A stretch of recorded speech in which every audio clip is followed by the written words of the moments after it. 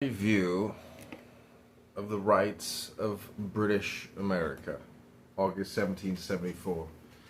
The legislature of Virginia happened to be in session in Williamsburg when news was received of the passage by the British Parliament of the Boston Port Bill, which was to take effect on the first day of June then ensuing.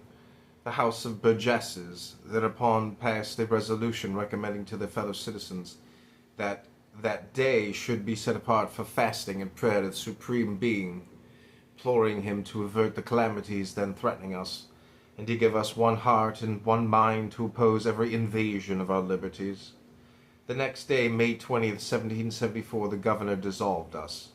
We immediately repaired to a room in the Raleigh Tavern, about 100 paces distant from the Capitol, formed ourselves into a meeting, Peyton Randolph in the chair, and came to resolutions declaring that an attack on one colony to enforce arbitrary acts ought to be considered an attack on all, and to be opposed by the united wisdom of all.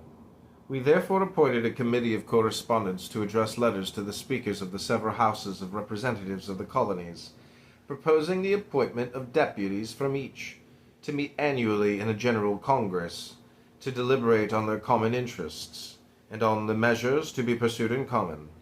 The members then separated to their several homes except those of the committee, who met the next day, prepared letters according to instructions, and dispatched them by messengers express to the several destinations.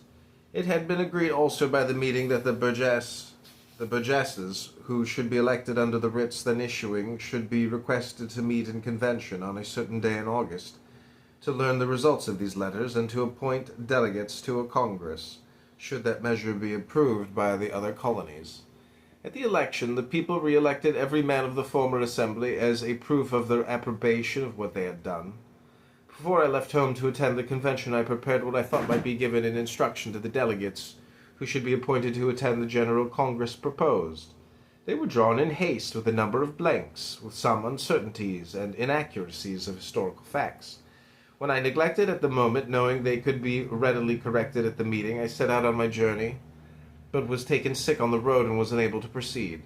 I therefore sent on by express 2 copies, one under cover to Patrick Henry, the other to Peyton Randolph, who I knew would be in the chair of the convention. Of the former no more was ever heard or known. Mr. Henry probably thought it too bold as a first measure, as the majority of the members did, and the other copy being laid on the table of the convention by Peyton Randolph, as the proposition of a member, who was prevented from attendance by sickness on the road. Tamer sentiments were preferred, and I believe wisely preferred. The leap I